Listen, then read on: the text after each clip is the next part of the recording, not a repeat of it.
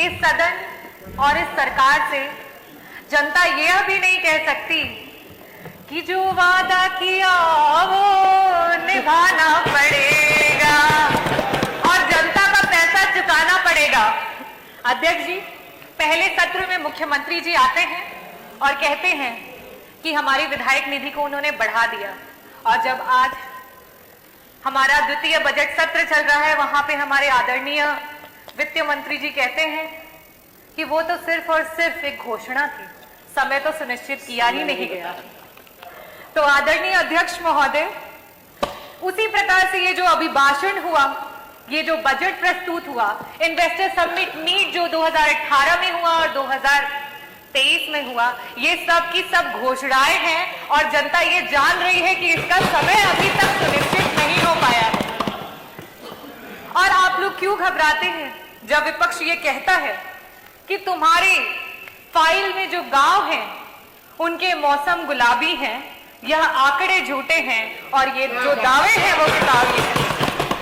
और ये बड़ा ही सीरियस मैटर है क्योंकि ये crisis of credibility of leadership है अध्यक्ष महोदय, और इसको संज्ञान में लेना चाहिए। अभिभाषण के दौरान और काफी सारे हमारे जो पक्ष के सदस्य हैं उन्होंने बहुत तारीफें की और कहा कि प्रदेश इस विभाग में 1 नंबर पे पहुंच चुका है, उस विभाग में 1 नंबर पे पहुंच चुका है। बिल्कुल सही कहा आप लोगों ने।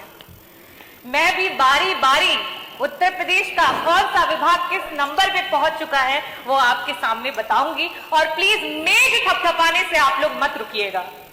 कल उप मुख्यमंत्री जी बहुत तारीफ कर रहे थे, अपने नंबर ऑफ सीएससी पीएससी की बातें कर रहे थे। मैं आपको बताना चाहूंगी, और ये जो आंकड़े हैं मैं टेबल कर दूंगी अध्यक्ष जी, ये जो आंकड़े हैं ये आपके ही सेंट्रल की जो सरकार है उसके आंकड़े हैं, जो बताता है कि अगर हम मैटरनल मोर्टेलिटी रेट की बात करें, प्रसव और गर्भ की अवस्था के दौरान जो मृत्यु होती है, आज हमारा जो उत्तर प्रदेश है 167 पर लाख लाइव बर्थ हमारे यहाँ डेथ हो रही है। हमसे बेहतर तो बिहार है, हमसे बेहतर तो बिहार है जहां सिर्फ और सिर्फ 130 हो रही है। अगर हम बात करें नॉन कम्युनिकेबल डिजीजेस की, जिसमें मधुमेह और रक्तचाप जैसी गंभीर बीमारियां होती हैं, जिससे आए दिन हार्ट अटैक आते हैं और लोगों की मृत्यु हो जाती है, और बिल्कुल सही कहा आपने, उत्तर प्रदेश उसमें नंबर 1 पे है। अगर हम बात करें सीएससी और पीएससी की, तो नंबर ऑफ सीएससी पीएससी तो कम है ही है, लेकिन साथ ही साथ कम doctor, less than 50% of doctors में भी हम नंबर 1 है।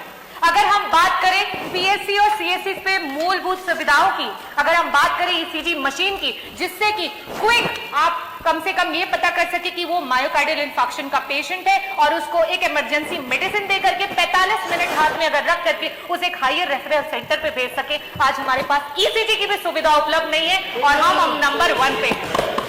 अगर हम एमआरआई मशीन की बात करें तो हमारे पास लाइब्रेरी में भी यहां तक ये इंफॉर्मेशन नहीं है कि किन किन जनपदों में और सरकार के द्वारा कहां कहां एमआरआई उपलब्ध है, और हम नंबर 1 पे हैं। सरकार बात करती है पिछड़े और दलित के हक की और सम्मान की, और जब जाति जनगणना की बात आती है तो सर पे पैर रख करके भाग जाती है। आज जब विपक्ष ने बात उठाई कि जाति जनगणना करवानी चाहिए, तो आदरणीय मंत्री जी कल वहां बैठे थे और कह रहे थे कि बिहार की आप बातें करते हैं, बिहार तो बड़ा ही खराब है, बिहार में ये होता है वो होता है। बिहार अगर खराब है और उसके बावजूद भी अगर दलित और पिछड़ों का सम्मान कर रहा है, तो आप क्यों धर्म की राजनीति कर रहे हैं? आप क्यों नहीं सम्मान कर रहे हैं दलितों और पिछड़ों का? आप सिर्फ चुनावी दौरान में आपके कार्यकर्ता जो हैं वो जाते हैं ग्राम सभाओं में और दलित बस्तियों में, और मैं बताती हूँ क्या बातें होती हैं। पूछते हैं क्या भाई कौन जात हो, तो कहता है दलित हूं साहिब। कहते हैं अरे नहीं नहीं किसमें आते हो, तो बेचारा दुख का मारा कहता है आते हैं साहिब, आपकी गाली में आते हैं, गंदी नाली में आते हैं और अलग की हुई थाली में आते हैं साहिब। तो कहता है हम तो सोचे तुम हिंदू में आते हो। बोले आते हैं ना साहिब, लेकिन सिर्फ और सिर्फ आपके चुनाव में।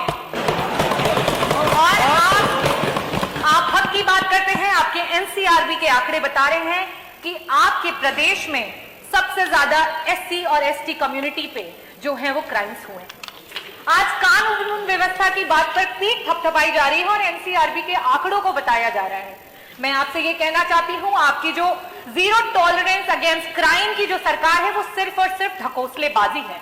एफआईआर सच और झूठ के बुनियाद पे नहीं, किस दरोगा की, किस एसएचओ की पॉकेट कितनी गर्म की जाती है उसके हिसाब से एफआईआर दर्ज की जाती है। और आपको मैं एक और बात बता दूं कि जाति विशेष अमरोहा में, आपके जनपद अमरोहा में सिर्फ और सिर्फ पूरे जनपद में एक ही जात के सारे लोगों को पुलिस विभाग में डाल दिया गया था। ये तो आप लोगों को स्वयं भी पता होगा। और आज थानों पे चाहे कोई भी केस हो, चाहे वो अपहरण हो, चाहे वो चोरी हो, चाहे वो बलात्कार हो, चाहे उत्पीड़न हो, चाहे मर्डर हो या कोई भी जमीनी कोई केस हो, हर चीज का रेट आपकी सरकार में फिक्स करके रखा हुआ है। और उत्तर प्रदेश में अगर महिला उत्पीड़न की बात करें तो मैं एनसीआरबी का ही आंकड़ा आपको बताती हूँ कि पर लाख विमेन में 51 महिलाएं हैं जो उत्तर प्रदेश में उत्पीड़न और क्राइम का शिकार हो रही हैं। लेकिन वही बिहार हमसे बेहतर है, वहां पे 30 महिलाएं हो रही हैं।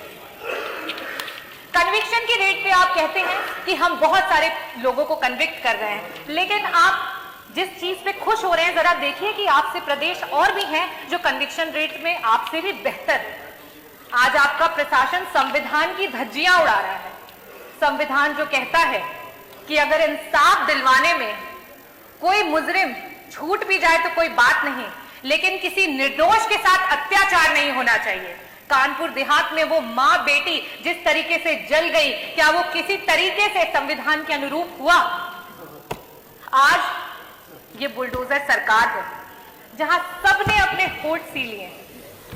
उस पे कुछ चंद लाइनें बोलूंगी। खामोशी ना ओढ़ो, तुम जुबान खोलो, इस जालिम हुकूमत के खिलाफ बोलो। यहां मजलूम हर रोज सताए जा रहे हैं, घर कभी गिराए तो कभी जलाए जा रहे हैं। धन्यवाद।